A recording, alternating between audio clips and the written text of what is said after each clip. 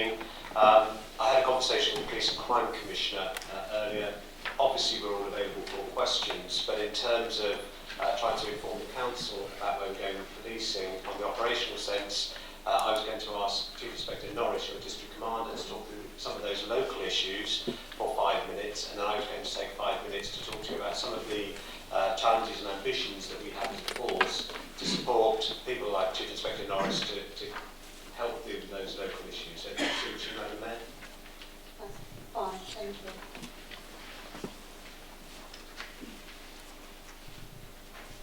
Okay, good evening everybody. I'll try and keep this as brief as possible. I've got a lot to talk about, but I'll be as succinct as I possibly can. So, Lee Norris, District Commander for Thurrock, based at Grays. I was going to give you a very brief overview, just a little bit of context around the district, and move into some areas of business which I'll cover on the individual slides. Hand back to Chief Constable, and then we'll look at question and answers after that. Just looking really then at the district itself.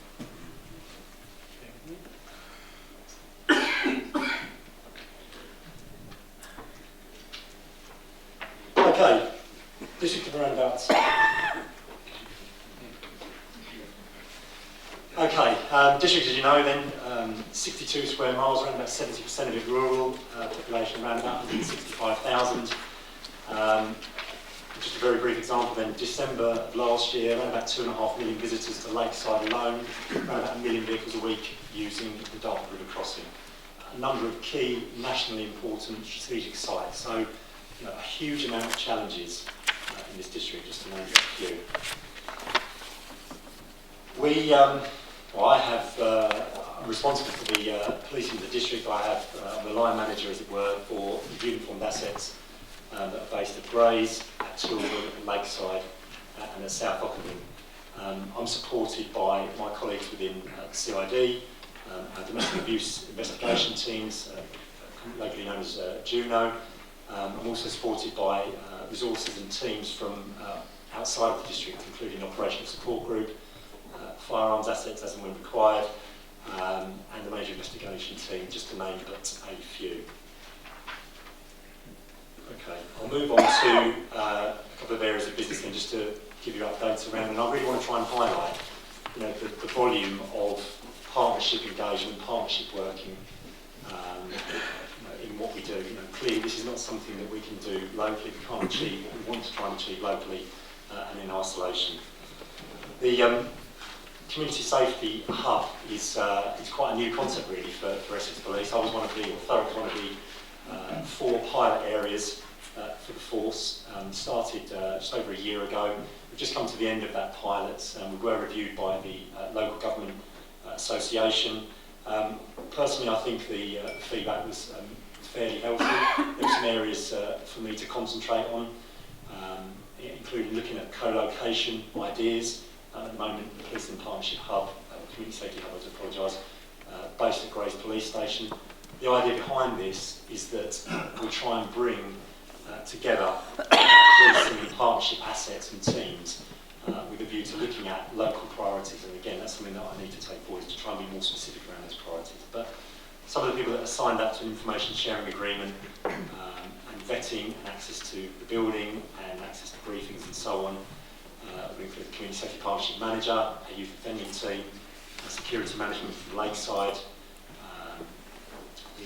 the housing team from the council here. And really what's come of that over that last year or just over, our district tasking is now multi-agency.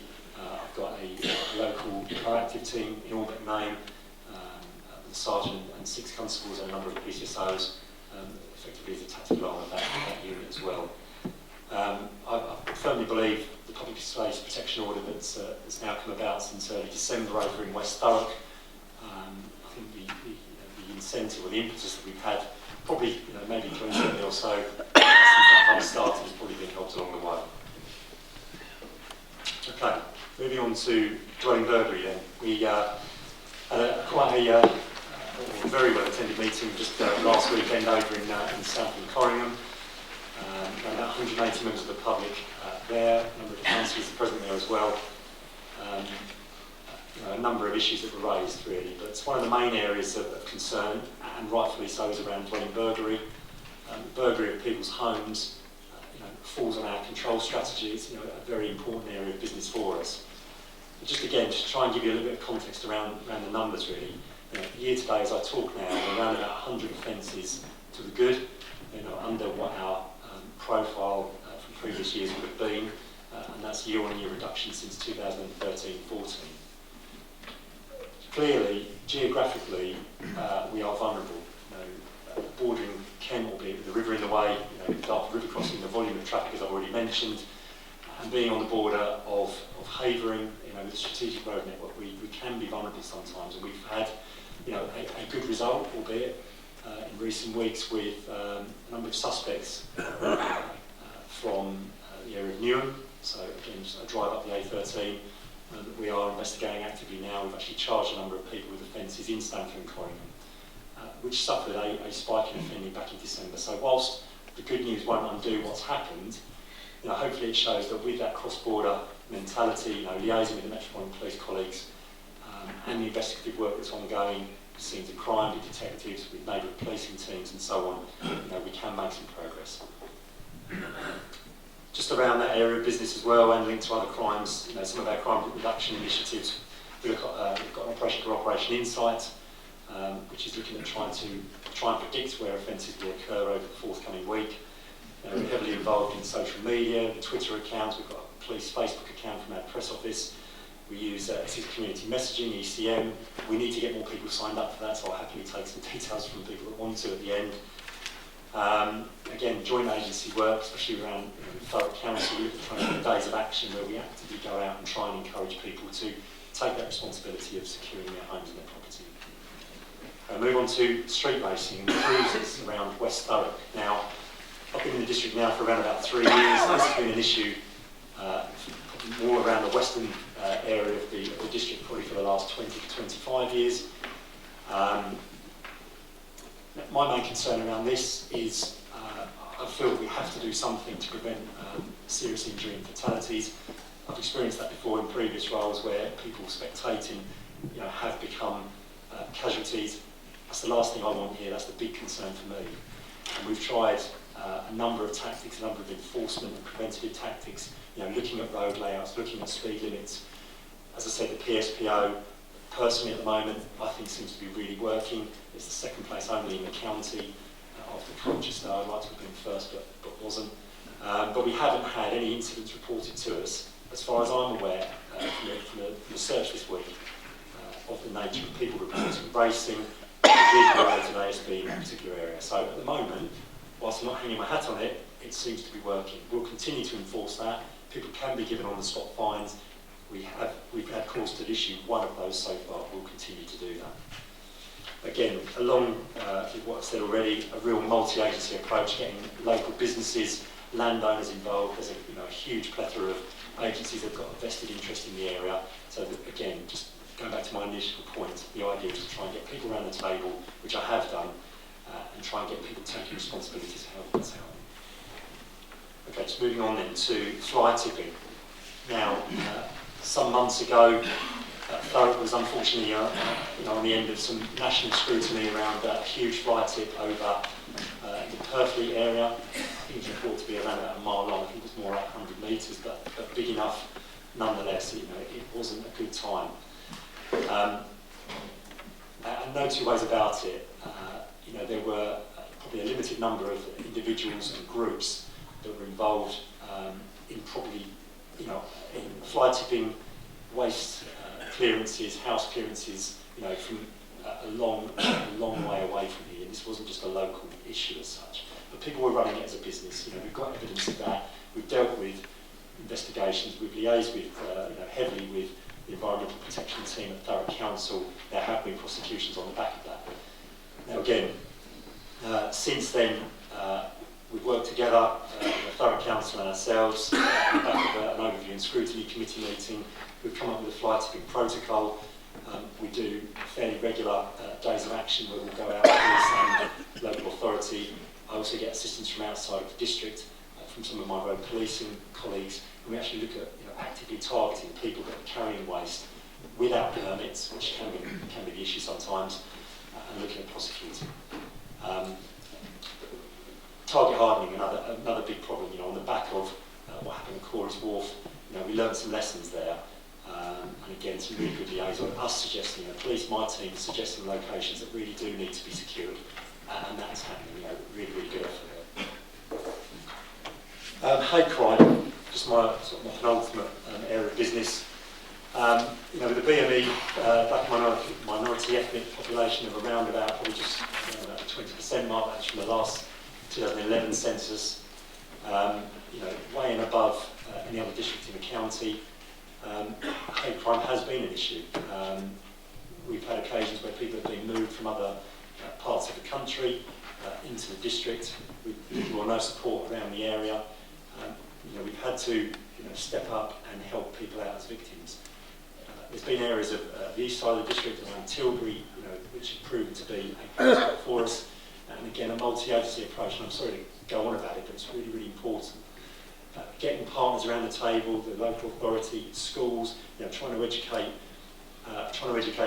local children and families, because we find that some of this behaviour is inherent through generations, and it's impossible. It's very difficult, to break this cycle overnight. Some of this behaviour is inherent over years, decades sometimes. But we are working hard.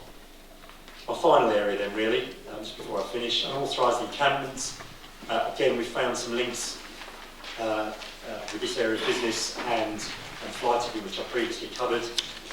Thurrock, compared to other districts, has had its fair share. We find that this can be a seasonal problem, quite a quiet period of time at the moment for us, which I won't complain about.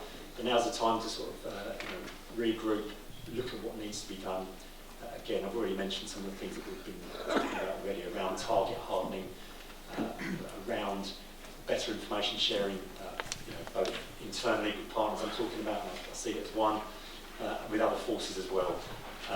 We've looked at the policy around unauthorised encampments. I've been a contributor to that, making suggestions to try and make it as rigid as possible, making sure that inspectors, my inspectors actually go and visit the scene. If we need to issue a Section 61 notification, which is Criminal Justice Public Order Act legislation from 1994, then we'll do that. It's about being robust as quickly as we possibly can. I know it's a real battle through. I've got a lot more information if people want to talk to me outside. Thank you very much. Madam Mayor, I know we've given 10 minutes and we're over, but if I could just give a broad perspective of what's going on across the county, you're right. Yes, please. I'm approaching 3 years in the role of Chief Constable. We're very hugely proud of what the organisation has been through.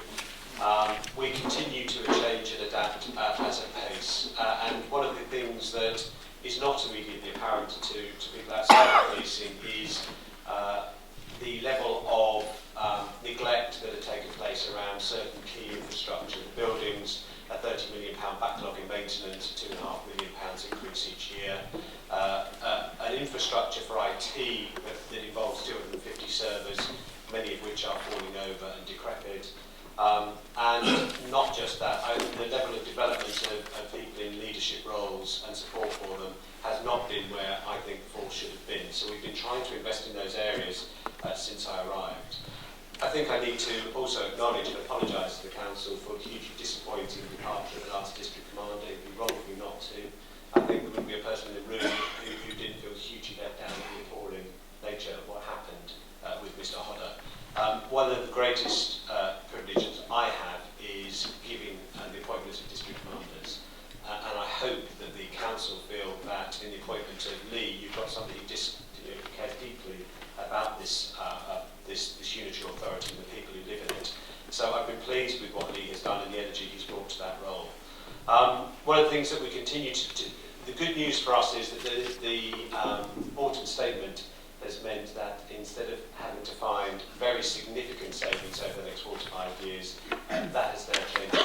So next year, the savings that will be required will be £13.5 million in the region of, rather than significantly more. What that will allow me to do as the Chief Constable is to continue with some of those initiatives around the savings to rebalance the organisation against some of the other things that I've talked to you about. We've taken enormous responsibility to try and better understand what the demand across the county looks like. My officers have changed change their shift patterns, to make sure that we have more officers on when the public need us. And there has been a real scrutiny because the levels of sickness within Essex Police are too high, and we need to deal with them. And Lee is doing a really strong job on that within Thurrock. Since I last came to see you, we also had the introduction of a significant computer system called Athena. It meant that we were the first force to go live with a change in the way that we record crime, the way that we keep our case base, CPS, our intelligence systems and our custody, and that was all in one hit, which we're the first of 7 forces, had an enormous impact on the way that we were doing our business, and we are working through that. I'm proud that Essex went first. We've had to learn a lot from it. Because the reality is that it's a changing county. Lee indicated to you that we have a challenge that the Police and Crime Commissioner and I were discussing yesterday, where both in terms of troubled missing children, certain London councils are dropping them into your area without proper protection plans, and that means that last weekend we had 6 missing children, some of whom didn't fully understand where they came from, where their families were, or what the protection plans were. That cannot be right. What we also are experiencing, and you may be aware of, is that also other London councils are now, because of the change in benefit arrangements, are putting some families into cheaper areas, and that would include Thurrock. Some of those families are deeply troubled with social problems, educational problems, welfare problems and crime problems, and we're having to understand that. And what is also happening around some of those pressures is that there is an emerging issue for us around some connections to London gangs, which we need to deal with and which we've identified and we're putting some resource into. But that's not the only type of crime that's changing. There is also a real emphasis for the county. We've taken responsibility as an organisation to say that the history of the way that Essex Police has dealt with domestic abuse was not good enough. We recognise that child sexual exploitation, the way that children are reported missing, are also key areas for us to improve upon. So, together with the Deputy Chief Constable, we've spoken to nearly 1,000 officers, supervisory officers, in the last 4 weeks, not as a talking shop, but to talk to them about how we're going to better protect those vulnerable individuals. What we have also seen is Lee has delivered some very impressive crime statistics, but there are increasing challenges going online. I suspect even within the last month, virtually every one of you has had either the inland revenue not writing to you, pretending that you've got a discount, you've had somebody trying to use your bank account or get your passwords. The digital elements of harm, and for any of you who saw the awful documentary about the brutal murder of young Breck last night, this is a very live issue about police and how we remain relevant in the digital age. So at this time I am investing officers in public protection, I am investing officers into domestic abuse and into digital investigations. So that the organisation is changing to make sure that we remain relevant as things change. I've been delighted with watching from the headquarters position, and I think Thurrock should be proud, in terms of my ambition as Chief Constable, to see partnership sharing information to better protect vulnerable individuals. I think your example of the multi-agency safeguarding hub leads the county and almost leads many of the other examples. It lets us use information to keep people's privacy but to protect them more effectively, and you lead the county in what you have done, and for that I thank you. But Lee's right, whether it's the partnership with Lakeside, whether it's the partnership with street pastors, with the education teams, we will not secure the safety of future communities unless we continue to embed and drive those further. And it's my ambition as Chief Constable to see where we can push that, and I see Thurrock as a really right area, but to understand what else we could be doing. So the future is bright. Many of you will be concerned about a shift in the estate. While the Police and Crime Commissioner owns the estate, it is a gross mismanagement of the resources that I'm provided to waste £2.5 million a year on maintaining buildings where in a 12-month period you may have 9 crimes reported. They're heated, they're staffed, they're equipped. It's an inefficient model, and I need to change the way that we are wasting our money within the force. And I'm pleased that I've been supported by the PCC to try and reduce the number of buildings that are increasingly falling apart. But as we do that, we have to have those other ways of staying in contact with local communities. So an enormous amount going on. But I'm quite proud that Essex Police, despite the fact it's lost 800 officers since 2010, despite the fact that it's lost in the region of 45 million for its budget, we continue to have an ambition for the future, and we're keen to continue to work particularly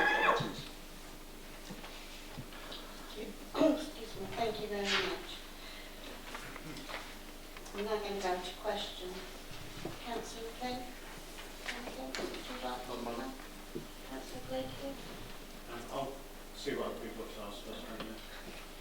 Councillor Smith. My residents are about the closure of police stations. They told me they feel their police have left town, are no longer there, they've gone, and all the officers in their station are no longer there to help them when they make that phone call. They feel that their homes are at risk and where they are vulnerable. I know as a serving ex-police officer that there were lots of schools of police officers in police stations ready to get that call 999. It never happened, that's not how the police work. But their perception is real to them, and we shouldn't underestimate their fears. The fear of crime to them is very real. So my ask, if I may, is to allay some fears for the future and the closure that you're about to make, and ask that much more local police consultation takes place between the police and the communities. Explain how the police work, what a police station does, how the district works, about the patrolling of hotspots, about the work that the officers do. Advice on how residents can protect themselves and their properties. And not from statistics, but from real policing experience. So as an answer, to ask you to bear that in mind for the future. So my question is for you, as a Chief Constable, to have your ideal Essex Police Premier 18, provide the very best intelligence-led policing, the best engagement with communities, the best detection rates, the best overall results across the country, for Essex Police to lead the way across the country, with no budget restraints. How much would that cost us? So, how much would you realistically be asking for through the police precinct for each household in Essex? How long have we got, Councillor Rhodes? I think your point, can I just address your first point? The symbolism of those police stations with the blue light going back 175 years, they're symbolic in communities. You know the realities that there used to be chief superintendents running them, with tens and tens, if not hundreds of officers that have placed there. The reality is my officers are not being given the mobile technology, so they need to invest with the right technology to make sure, actually, I don't want them in the police stations, I want them on the streets, I want them delivering. And that's why we've changed the shift. So the two things I would say on that are, we won't do consultation because that would give a false hope. What we will do is, I think you're a really valid challenge. You've got to engage more effectively to advise them on what they can do and what we are doing and why we're doing it. We're not withdrawing from communities. So I think we'll take that challenge and I'll work on that with Lee. I think part of the challenge, and there's been a lot of misrepresentation moving on to your second point, where I've had letters telling me that actually I don't have any cost pressures anymore and that I should be keeping all of the PCSOs and that everything's fine in policing. The Chancellor was very clear in the autumn statement. The only way that budgets would even be maintained would be with the maximum uplift in the precept. Now, I've spoken with the Police and Crime Commissioner. We all know, and I suspect you all know, that Essex Police is the lowest cost per head in the country. And I don't know why we were allowed to get to that position. I've come after 28 years of operational policing in the Met, and I have been shocked at the levels of investment in our wonderful organisation. And I think there are elements that we need to keep pushing with efficiency. We did have a poor shift pattern, we had to change it. We have too much sickness, we need to deal with that. So I would turn around and I have the ambition that, as I ask, and I will push both this PCC and future PCCs, that we get a fair balance for what policing needs in this county, that I continue to prove the efficiency, because I think many of you would have concerns, and certainly certain media publications would say, we're fat cats, we don't care about the efficiency of what we're doing. Actually, I run a 5,500 people organisation with a £260 million budget. It's a big and complex set of issues. I don't know what that would be, but I am committed to saying it's not just about the precept. The police funding formula, which was withdrawn shortly before Christmas, also disadvantages this county. And pleasingly, the PCC has pushed very hard with the Home Office to try and get that national funding arrangement sorted. We need to sort the precept, we need to sort the funding formula. I don't want us to be the richest force in the country, but I'm sure as Chief, we shouldn't be the worst, because we've got a level of complexity in this county that is being stretched too thin. I've committed to the Commissioner that if that funding formula is reviewed, you will all know that the reduction in the PCSOs and the reduction in the local policing teams is not where I think we should be. It's putting pressure on the local team. Thank you, Madam Mayor. Our small local shopping centres are quite vital to the residents. I just wondered what your plans are for protecting the businesses, community from burglaries, fraud and shoplifting. Thank you. Okay, thank you. We have a retail crime unit at the moment over at Lakeside. A slightly separate entity because of the the nature of the business and the size and the volume of independence over there. In terms of some of the other shopping centres, you talk about like localised precincts and parades and so on. Again, another important area of business for us. In terms of town centre policing, for instance, I have a very small town centre unit in Grays at the moment. Again, looking towards the future, I'm sitting down this coming weekend, with my neighbourhood inspector and my sergeants to look at trying to sustain some of what we're doing at the moment, rather than because of the numbers, because of the way that we're going to have to do our business in April. What does that look like? I'm all for sustainability rather than putting something in and then have to withdraw. But in terms of some of the more outlying areas, for instance, our PCSOs, most, if not a lot, if not most of their work, their foot patrol, is based around foot patrol. They certainly take in some of the shopping areas. So, in terms of visibility, possibly there could always be more. I think we do, okay with the resource levels that we have and the other demands that we do have. So, what we also do, just to try and answer your question and wrap it up, is that we have a crime prevention tactical advisor based at Grays, effectively a crime reduction officer in old terms. He's supported by other colleagues from around the west of the force, which is the area that I sit in. So, we try and look at crime prevention as much as we can, prevention better than cure and everything like that. But I think it's an important area of business as much as it is around residential properties as well. It's just different challenges. It's just a case of trying to make sure that we stretch ourselves across all the different areas of policing. Really. Thank you, Madam Mayor. My residents are quite keen on social media. They've pinged me numerous questions since I made them aware that you're coming, and I only told them this afternoon. I'll send you most of them because I can't ask all of them here. But chief among the questions they're asking about tackling boy races, and I know you've touched some bits of that, and the potential Chafford gangs or gangs in Chafford. And I'm not going to go into the debate. We've had long-running debates about whether they're gangs in Chafford or they're London-based gangs. But the perception among residents is that they are gangs in Chafford. Now that the government have found you the money, or some money, will you keep the PCSOs, stop and...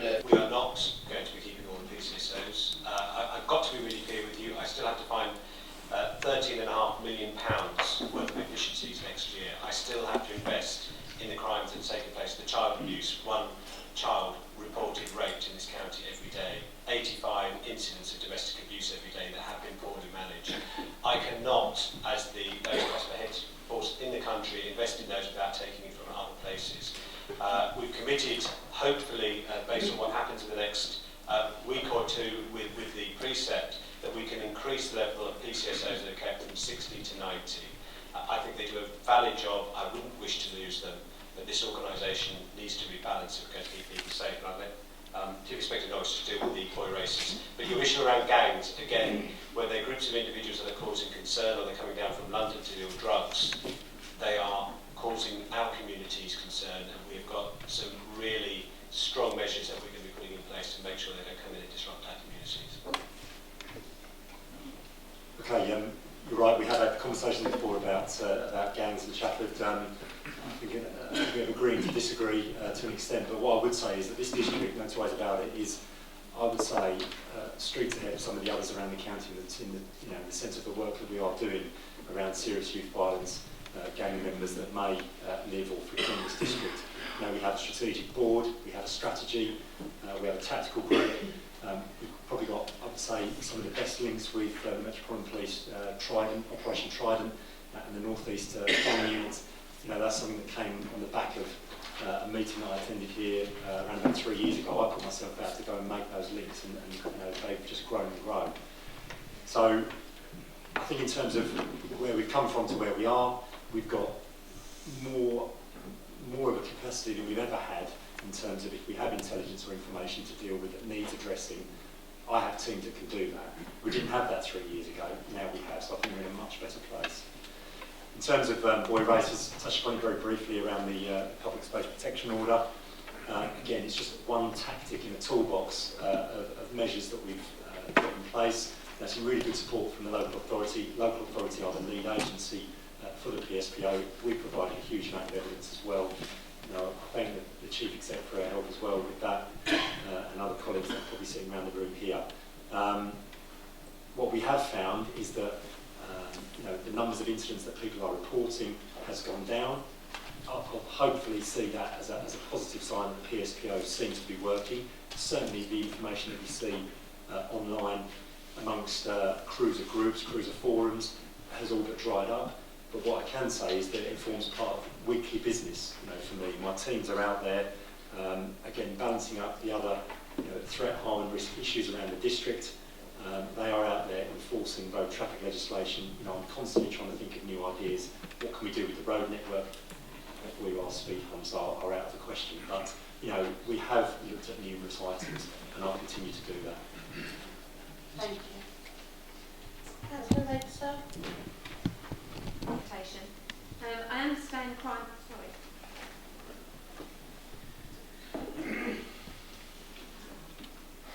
I'll just shout.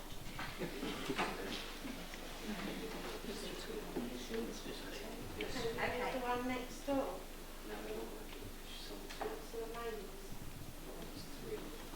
Is somebody else is on?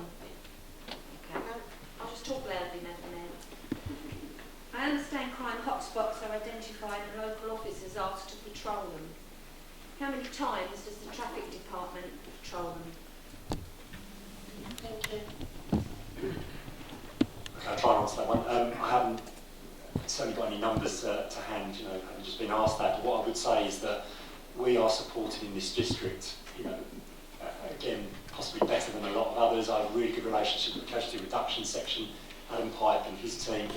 I would say twice weekly, off the top of my head, we get an operation down here, not just looking at road traffic enforcement, but looking at criminals using the road. Because of the strategic road network that we have, we do suffer with those sorts of issues. So, looking at some of the localised issues, I'm not talking about on the low roads and so on. Looking at Councillor Gledhill, about the communications, in the fairly recent past around issues around Rectory Road, for instance. So, looking at local issues as well. I've already said that our roads policing and our casualty reduction teams help us out around West Thurrock with the issue of street racing. So, there's just three very quick examples of the help that we do get. And in addition, what we're trying to do is we've invested in 2 new automatic number plate recognition vans with digital technology, which we ask the district commanders to bid for. We have decoy vehicles which can be put into locations which have technology that allow us to track if someone steals the item that we leave there. It's not agent provocateur, it's all been tested legally. And what we also do, it's got to the extent now, to try and make ourselves visible, we even ensure the driving courses, where officers are retraining to make sure their standards are briefed on where the high burglary areas are, so they will be going through with blue lights and they will be visible. So we're trying to use every piece of our availability to ensure we get it. Madam Mayor, as I'm one of 49 public representatives here, can I have a quick show of hands from the residents here this evening that would you like to see your police stations close in Corringham, Tilbury and also South Ockenden? Hands up, or do you want to keep them open? You want to keep them open? Let's show you guys here. Thank you. Right. No, we want them kept open. Right. So my question is that as we've heard from the senior officers here this evening, Madam Mayor, that they are under immense pressure with officer numbers. They are under immense pressure for the amount of service they have to give our public. But those people out there want our stations kept open. And Crime Commissioner, for your lasting legacy as being the first Essex Police and Crime Commissioner, will you please tell me, this chamber and those residents out there that you will change your mind and keep our police stations open?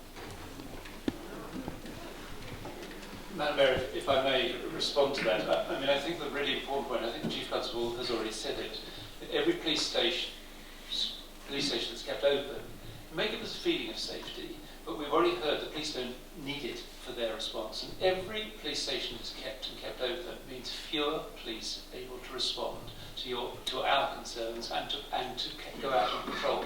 It's as simple as that. If you've got money, do you invest it in old police stations that aren't used, or do you invest that money in police officers with the right technology to respond when there's a problem and to patrol? It's a very tough equation. It's really as simple as that. Every police station that's kept open means fewer police officers able to respond. It's a simple equation.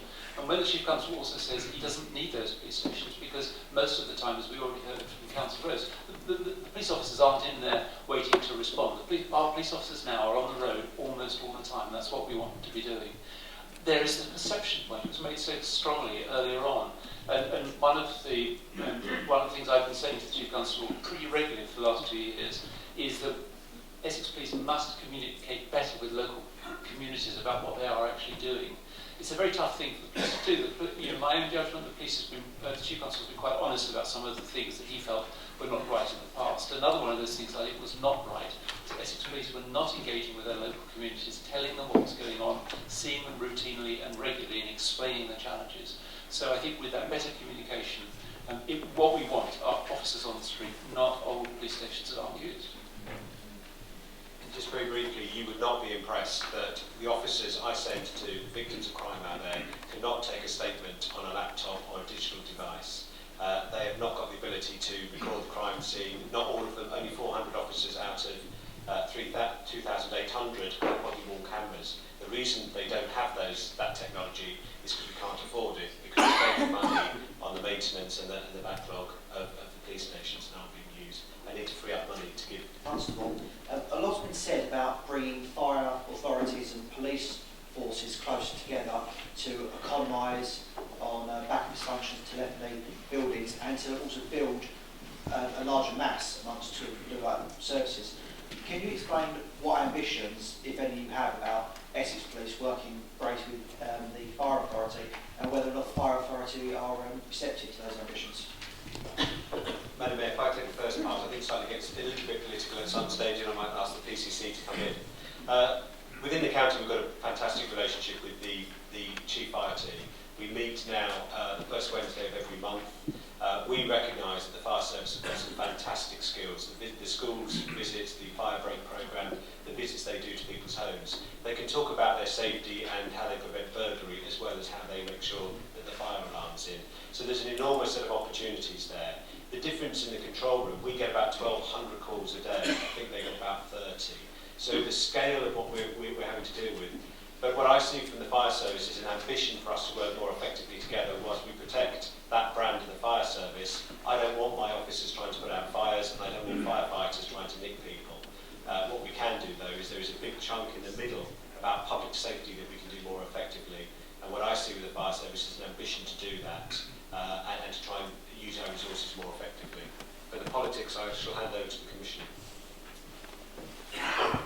Through you, Madam Mayor, if I may, it struck me having this role for the first time, and it has been a privilege to do this role. My role on behalf of everybody here is to hold the Chief Constable to account for delivering the very best police service we can. I think, wouldn't I, that I've done a rigorous job on your behalf doing that. I hope you feel I've been pretty visible in Thurrock. I've been down here pretty regularly, including last Saturday, which was great. And I hope I've been approachable and been able to do all of that. The way I think about this problem, Councillor, is that what should we, as people who live in Essex, out in the front, what should we want? We should want the very best public services that are as efficient as possible. And I think if we approach this problem from saying, what's the best public response that our emergency services can give, we won't go far wrong. So rather than worrying about sort of governance, all of those issues, I think I'd acknowledge firstly the professionalism of both the police and the fire service. They're separate organisations, so they're separate professionalisms need to be kept. But if we're going to deliver really efficient public services, to have those right across the county, across Thurrock South End, in their separate buildings, with separate facilities, with separate HR departments, with separate finance departments, And then you also look at the ambulance service. You know, can that necessarily be right? Is that how we should deliver the very best public services to those in need? If I have, God forbid any of us do, but if I have an accident on the A13, I want the right people to come who can help me or my family or work. I don't mind if it's police officers or ambulance officers or fire officers. I want people with the skills to deal with that issue. If, as the Chief Constable already mentioned, on average across Essex, 9 people a day go missing.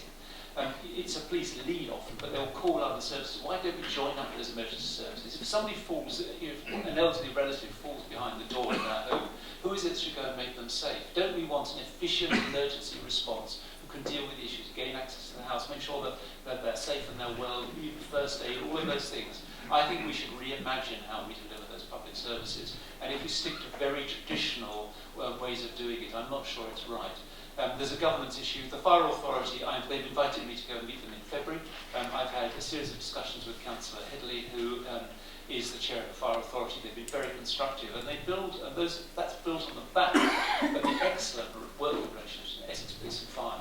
So I think there's a lot to be explored in the opportunities to be given. I think we should approach it from the point of view of delivering services to all of us who live in Essex South and Thurrock. How can we deliver the best, most efficient public service? I think we could do things right.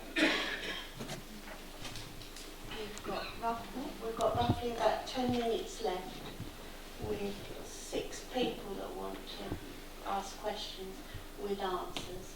So can you do it in 30 seconds? Okay, just a bit of local context to answer Councillor Howden's question. Give you a few examples really about what we're doing locally around with Essex Fire and Rescue Service. A rep from ECFRS sits on the Community Safety Partnership Executive. Same member also sits within my policing Community Safety Hub. Signed up to an information sharing agreement. We're looking at using Alsip Fire Station as the base for our volunteer police cadets scheme, which goes live next month. We also share information about vulnerable person visits, which the Fire and Rescue Service will attend. Pass details on to us. It may be that we've got some really vulnerable people that we haven't got a clue around, so we get an early indication of that. We've used infrared scanning equipment, to look for persons when they're missing and so on locally, and also they've helped us out with certain loose horse incidents because they've got the kit that they really want to make use of. And also, same rep from the CSP also sits on the multi-agency group that we've had going for some time around Tilbury, around the hate crime issue. So hopefully that gives you a local context. There's a lot going on. Councillor Jones, 30 seconds. You see that look on my face, Madam Mayor, did you? Thank you, Madam Mayor. Madam Mayor, I'm of the old school. Prevention is better than cure. An apple a day, keeps the doctor away. And I believe that a police presence, no matter what form it is, it doesn't have to be a police station, but some sort of police presence sends a message. Now, I know you chaps are doing the best you can with what you've got, and we know you're at quite a cut to your finances. Now, I've got to register a disappointment to Mr. Wilson, because I was one of them that actually works along with Councillor Holden to try and keep our police station. Now, you go on about your finances and how much you let your buildings go. That's what it boils down to, realistically, your maintenance over the year, upon year, and now it's caught up with you want to get rid of them. And you want to say, it's going to be a question. It will be a question. So the thing is, our police station's gone now, but the council were willing to pay rent for that and keep it going. Since that's gone, our area has gone downhill. You might look at the crime figures, but it's gone downhill. Antisocial behaviour and everything. I'm looking at this, and what my question is this, Madam Mayor, I'll get to it. It's got Essex Police. I believe that you should look at Thurrock as a special case, a special area, because we're totally different to Dunmow, Thaxted, all areas like this. We have a population, as you just said, Lee, of 160,000, 250,000 in the day because of people coming into work. Please look at Thurrock as a different case. Thank you. Thank you. Councillor Warren. Going to talk out of time then. 30 seconds. you. First of all, I'd like to say thank you to Lee. He is accessible and effective, and his officers do work hard, so he is fine here in Thurrock. Thank you. Please don't lose him. You finished your presentation about you was talking about closing buildings but staying in contact with and talking to communities. I'd like to know how you plan to do this. You didn't talk about the numbers of cuts to officers yet. We know that we're probably looking at a rise in our council tax of probably above 3%. You know, so we'll be going up, but our numbers will be going down. So I'd like you to tell us exactly what are we losing in Thurrock, not just our police stations. I'm losing a police station in Tilbury. You know there's massive crime and antisocial behaviour and hate crime and all sorts. I can't believe you're even thinking about closing Tilbury police station. So I'd like to know how you're going to engage with those communities, how you're going to make them feel safe, and exactly how many officers are we going to lose here in Thurrock. 30 seconds, right. The good news, Madam Mayor, is I think off the back of the autumn statement that instead of going down to approximately 2,400 officers, which I think where we would have had to go as a force, we are going to try and maintain our numbers at 2,800.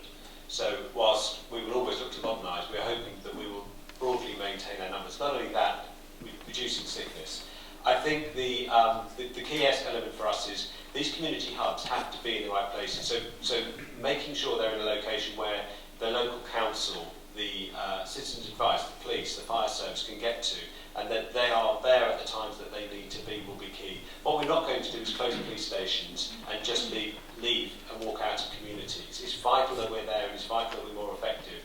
We cannot afford, I don't know why we keep having to say this, if people think I can afford to keep those stations open and give officer equipment and maintain officer numbers, then you need to come and look at our finances. It is just not possible if we are going to adapt to what's going on in this county. We need to be honest. And the one thing I'd always do, Madam Mayor, is I'll be honest with you about what we will try and do. But I think Thurrock is an opportunity for us to build the best community hub in this county, because we've got leadership on both sides, and it should be one that I look to try and replicate elsewhere. Thank you. Okay, So is that all right with everybody? Yeah. Very quickly, firstly I'd like to thank you advocates for our community speed training, etc. in our rural villages.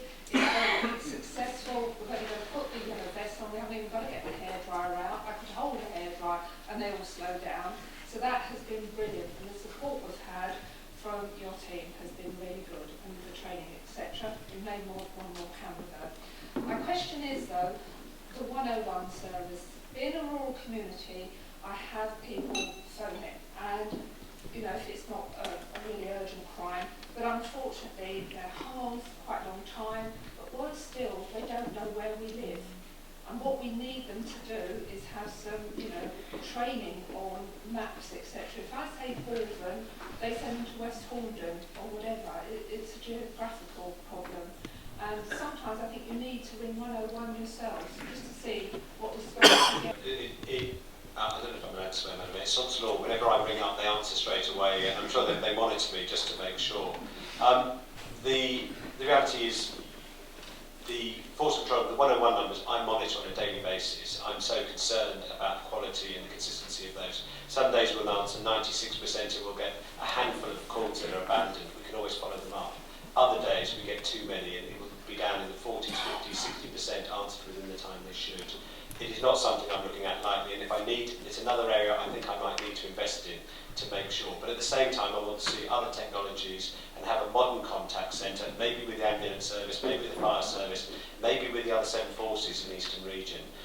They need to be better reading maps, because unfortunately the days when I was a PC, when you knew all the local areas, are long gone. So I take all of those points on board, and we'll keep an eye on it. Councillor Hammond? Be very brief. With the introduction of Athena, do you think there's going to be a radical reappraisal of the bureaucracy involved in prevention? That is, you've mentioned laptops at scene of crime. For example, would the evidence, I call it evidence, accrued during that, be admissible in court? That is, would there going to be the lack of end of the scare stories where you hear policemen apprehending a criminal, spending the rest of the day writing someone's name and date of birth 26 times when you arrested them on different forms. A Athena means that now, when someone's previously been arrested, they come into custody, their identity is confirmed, all of their details are already populated. But of course, the first time the details have to go in, it takes the custody officer longer. The Athena has reduced the bureaucracy to a degree. Until we get the mobile technology where an officer can take a statement at a scene and it immediately loads onto the Athena system, what they're having to do is get it typed, scan it, put it into the Athena system. So the bureaucracy has not been reduced as much as we would want at this time, but we're confident over the next 12 months it's helping officers. The intelligence linkage is, and we're now linked into Suffolk and Norfolk, and it's not of interest to you, but in Colchester it is, and the linkages are improving as well. So I'm optimistic about how Athena is going to help the officers be more effective. Thank you. Councillor Kent. On rationalisation of the estate, how far advanced are you with negotiations with the owners of buildings and land you don't currently own? Are you confident you'll be able to exit leases in sufficient time to make the savings that you predict? And secondly, if I may, Chief Constable has told us that a mixture of government cuts next year not being as severe as feared and an increase in the precept will enable Essex Police to keep an additional 30 PCSOs that were earmarked for redundancy. In Thurrock, we were going from 38 PCSOs down to 6. How many extra PCSOs do you think you'll be able to keep in Thurrock? Councillor Kent, if I may say the first question, very, very few of our properties are leased. So the majority of them are the majority of around the county are freehold. And the plan for the sale of those is well advanced. A number, I think it's planned that 8 will be sold in the next few months. The leasehold ones, the detail of the leasehold ones are not clear about. But this is the savings plan from them runs over about 5 years. It's certainly not expected all next year. In terms of the PCSOs locally, that's one for the chief leads. I'll have to come back to you on that, leader. I think it's going up to 9, but I need to confirm. I wouldn't want to give the chamber any information I'm not sure on. I just checked with Chief Inspector Norris that they are large reductions, and I need to understand why that's impacting in Thurrock in the way that it is. So thank you for raising it. Thank you. Sorry, I made a mistake. You must say very good. I've got 2 more. Councillor Kerry and then Councillor Holloway. Thank you, Madam Mayor. Chief Constable, in an earlier answer you said about being stretched thin. I just wonder on a day-to-day practical basis, just how thin are you stretched and how far are we away from the elastic snapping? I think modern police officers are under a much greater strain than any previous generation. They are more visible, their cars are now recorded, I can see where they are through their radios. I'm monitoring, and I am monitoring their productivity and what they deliver. So there is greater scrutiny on them than ever before. I think the shift patterns helped enormously. I think Athena has not helped as much as we would have wanted because it's a new system and we have periods of downtime and issues that challenge us. We get 1,200 calls a day, we can respond to 600. That means there are disappointed people who would like to have seen us. They've got 175 years of getting used to it. If I call a police officer, they'll come round. We have to say to people, who else can help you? What else can we do? What advice can we give you over the phone?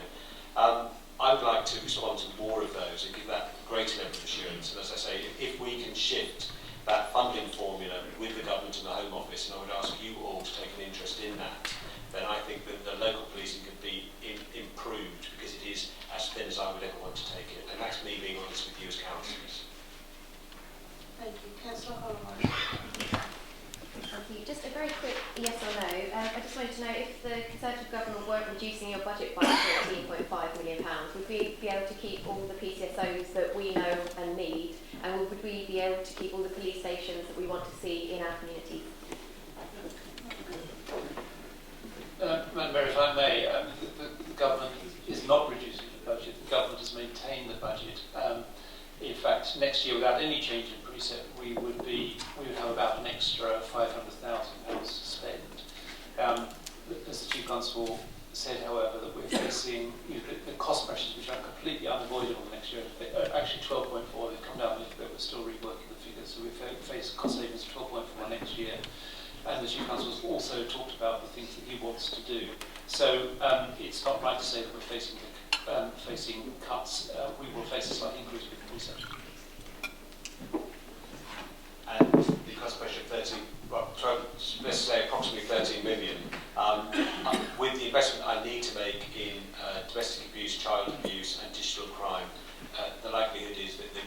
reduction in the PCSOs. I wouldn't be able to do both, and I can't accept as a police chief the quality of what we're currently, or have historically been delivering around child abuse, domestic abuse and some of those public protection issues. After that lengthy chatting, I'd like to ask the Chief Constable if he would like to make any concluding remarks. I'd like to thank you as a council for what you do with Lee Norris. One of the things that there is a multiplier in what we have to do. And Lee's men and women, and we were speaking to two of them who were out of patrol looking for somebody who was apparently afraid of young girls on the way here. They are only effective because of the quality of the partnership, the quality of information that you provide, and actually the rigour with which you challenge us. The reason I'm here is because I respect this council. I think you are a model for what else is going on, and I'll continue to come regularly to check how things are going here. Thank you very much. I'd like to thank the Chief Constable Stephen Kavanagh, the Police and Crime Commissioner Nick Alston, Chief Inspector Norris and Inspector Matt Cornish for their time this evening. You're welcome to stay if you'd like to for the remainder. If you want to stay,